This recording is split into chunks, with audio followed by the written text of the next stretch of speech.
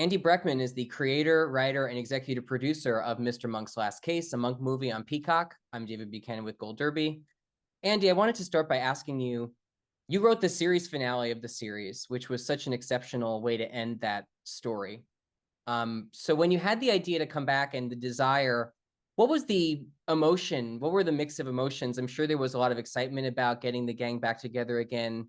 Was there any kind of hesitancy about reopening the story that you had, closed so perfectly?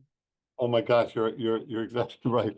I know we really it's like we were an Olympic athlete that stuck the landing, after a very elaborate and challenging series of gymnastic moves. And then then we sort of decided to go back out on the stage and do another tumble.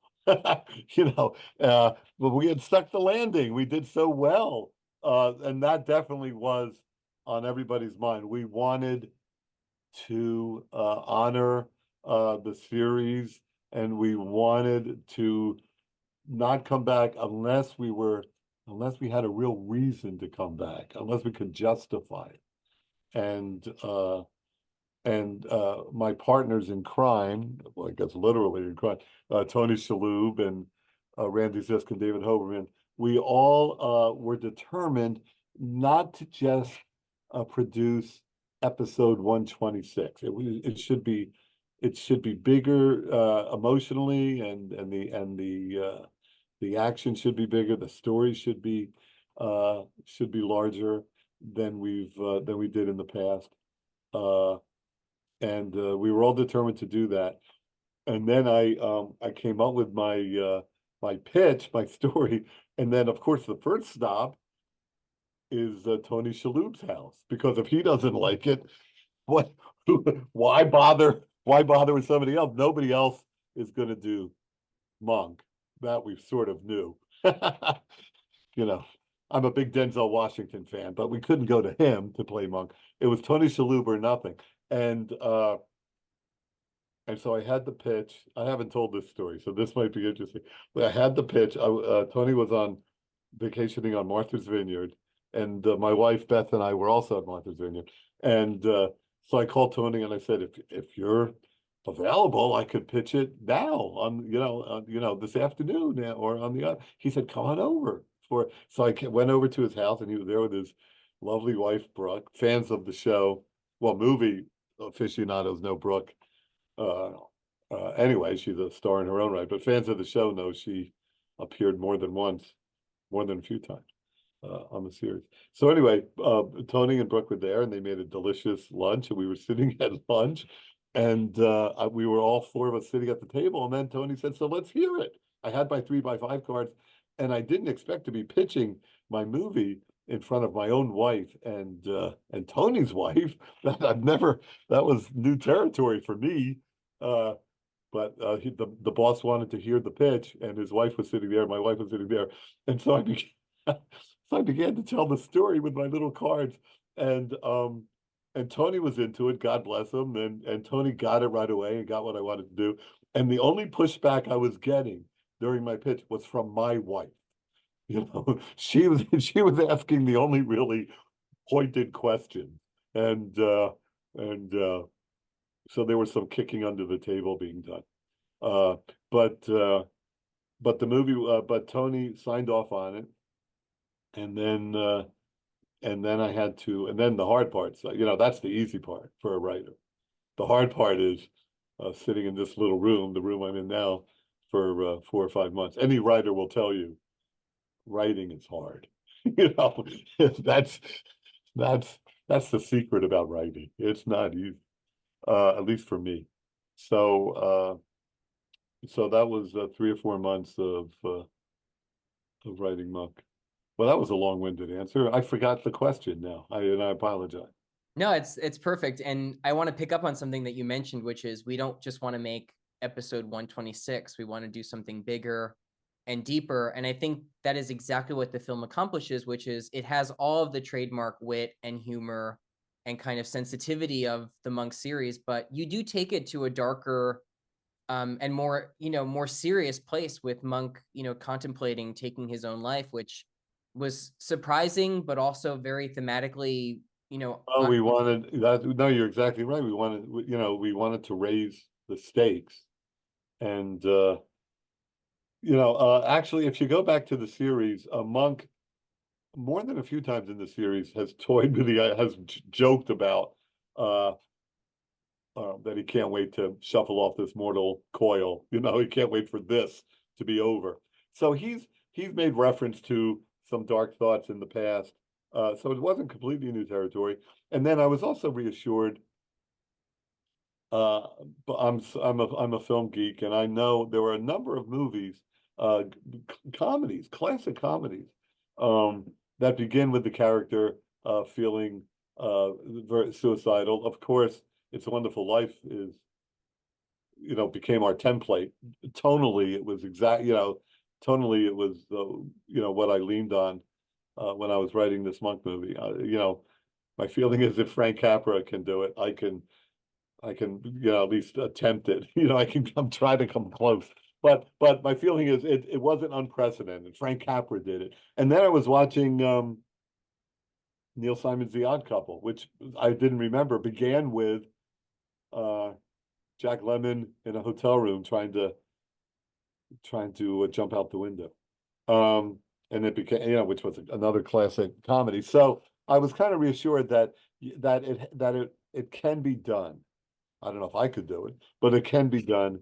Uh, you can have a character in a dark place and still have a mystery, and still have light moments, and still have character moments, and family and sort of rich family dynamic moments. So I was reassured that at least it wasn't unprecedented. Yeah, I think it walks that line so well, this film. And I wanted to ask you, and I've always wanted to ask you this actually. The series always had such clever, ridiculously clever mysteries and how these murderers committed their crimes. It's always such a delight to see Monk unravel that yarn in unexpected ways. What was the kernel of the idea for the mystery at the heart of this film, and how did you know? Like, do you reverse engineer your mysteries? Like, how did you know that it was going to be that measuring tape? Was Well, I begin well. I guess we should say spoiler alert, but although I guess it's been a year now, so people have seen it. But I do begin with the crime, and when I had a writing staff on the series, it was more of course, a collaborative thing. But I always begin with the crime. That particular crime uh, and solution, I was very happy with, and that had been in my closet for a number of years. I've written other TV shows, I've written for other people's shows, and I've had my own. And that was just one that has been something that I wanted to try for a number of years. So I always begin with the crime. I sort of have a little recipe that I follow. I've always followed it. I begin with the crime, and then I make it personal. Uh, the crime isn't much fun uh, unless you know somebody who's been falsely accused, or the victim. Uh, you raise the stakes by making it personal. And then I go back and I add the comedy. It's kind of my little recipe. I'm not a cook in the kitchen, but when I'm putting together these mystery stories, that's my recipe. And I begin with the crime. I don't go anywhere with the crime. And the crime in question, it's never a whodunit. It's never a multiple suspect Agatha Christie style a drawing room, British drawing room. I like impossible murders, locked room murders. I like Columbo used to do completely open mysteries. I don't know if you're too young to know Columbo, maybe, but uh, my favorite kind of mystery, my favorite kind of formula is what I call a semi-open mystery. That is, you know who did it right away. Monk knows who did it. The viewer knows who did it. But the question on the table is, how did he do it? Or in some cases, why did he do it? So the movie was an example of that. We knew who our bad guy was. Monk knew he's the guy. That's Monk's one of Monk's lines. catchphrases. And but the question that was on the table was, how did he do it? One of my favorite scenes in the film, I think it's so beautifully written and really so beautifully performed, is that session between Monk and Dr. Bell.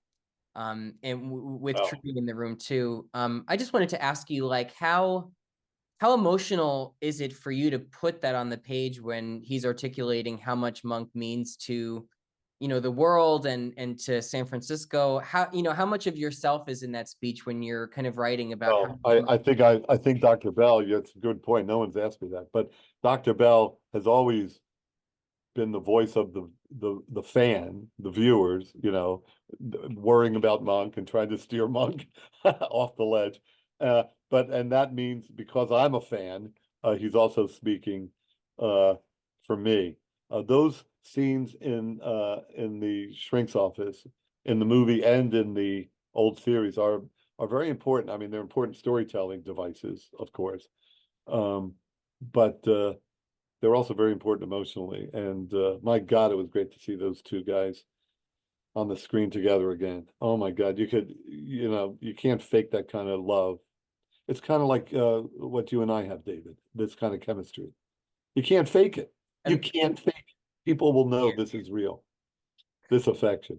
it's absolutely real, instantaneous. Yeah, it's magic. I wanted to ask you too, that third party in the room in those scenes is Trudy. And when I interviewed your editor, Elliot Eisman, he had said they were really involved in important discussions about exactly how to use Trudy in the film. Very protective of the character and trying to figure out how much and what was appropriate. Take us inside those discussions. Like, what is it about Trudy, who is so beloved to Monk and beloved to viewers, that you had to really approach very specifically and delicately? Well, when I'm asked what Monk the series was about, my answer is always it's about loss. That's the key to the character. It's he's incomplete without his wife, and it's just that absolute complete devotion to the memory of his late wife, and that's the first thing he thinks about when he wakes up, and the last thing he thinks about at night, and that kind of love is driving the whole series. So Trudy is such an important piece. Trudy, the ghost of Trudy. Monk seeing Trudy was in the pilot. It was an important part of the pilot, uh, and it's a way in. It's a way into that part of Monk, that the pain. It's a way into the pain, and anybody. It's also the most relatable thing. Everybody's, human, and that means they've suffered loss in their life, either a parent or, God forbid, someone younger than a parent that went too soon, God forbid. And but everybody, at some point in their life grieves, because that's unfortunately unavoidable. Uh, so that probably is what the main thing that makes Monk so relatable. Uh, and in this in this movie, Monk is having very dark thoughts, suicidal thoughts, and of course he can't wait to rejoin his wife. And then when the case comes up, the part of him, represented by Trudy, is relieved that he's going to be busy and distracted and maybe prolong this horrible decision. And of course, he's talking to himself when he sees Trudy. Um, uh, and I forget I forget where I was. So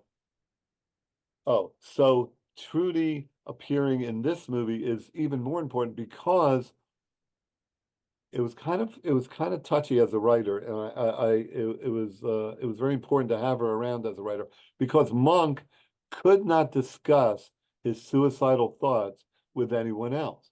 You can't discuss it with your friend Stottlemyre. You can't discuss it with your shrink. They would understandably be very concerned, and maybe want to have you put away, have you watched, and put you on a suicide watch. So, you know, as a screenwriter, I had an interesting problem. I had a character that that was in a very dark place, but how does the viewer at home follow that part of the story? The only way in, the only device I had was his late wife, talking to his late wife, and he could be candid and open with his late wife. So Trudy as a character was always important to the series, but in the movie, she was even more important as a screenwriter's device. Yeah, that's so interesting to hear, and also just so lovely to have Melora back in the film Oh too. my gosh! Well, Malora, the viewer has to understand, why Monk is so devoted to her memory, and Melora makes that pretty easy, because we have to love her, and we do love her. It's very important. And my God, the chemistry is so fragile. It's porcelain, you know, and we got so lucky with casting. My advice to writers when they're if they're putting shows together, and they ask me, which they never do, but is, casting is 98% of it. If you get the casting right, the rest is easy. And we got so lucky with casting. I know this is called Mr. Monk's Last Case, but I'm sure there is enthusiasm from the entire group about perhaps continuing. And we don't know if that's going to come to fruition or not, but I did want to ask you, Andy, where would you like to take these characters if you had the chance to do a second film? How do you kind of envision them carrying on after the events of this one? Well, I don't want to give too much away, except to say when I was on the set and they were shooting this movie, it was during the writer's strike, actually. I was there as a producer. I couldn't work as a writer. The script had been locked and written. So which meant I had a lot of free time. So of course that means hanging out at craft services, and eating the bagels and flirting with the crew members. And but I had a lot of free time. And what I would do was think through the next movie is how I spent my time up there in Toronto. And I actually came up, and occasionally, if you were watching me from a distance, you'd see me kind of suddenly break into an excited skip in my step, because I was putting a pretty great story together. And when this movie wrapped, by the time this movie wrapped, I had a story for a sequel for another film I was very excited about. And the only thing I can tell you, I'm not quite at liberty to go into a lot of detail, but I did take Tony Shalhoub out to lunch a month ago, and told with my 3x5 cards, without the wives this time. We ditched the wives, and I walked him through a story that I was excited about, and he got it. We really are like brothers, attached at the hip as far as this character goes. And he was as excited as I was. And then I took it to Peacock, and they also responded very positively to it. So I'm optimistic is kind of how I'd like to leave it. That's incredibly exciting news. Andy Breckman, congratulations on the first movie, Mr. Monk's Last Case. Thank you so much for talking to Gold Derby today. Oh, sure. No, it was a pleasure. This was a real joy. Was that everything you had dreamed it would be and more? And more.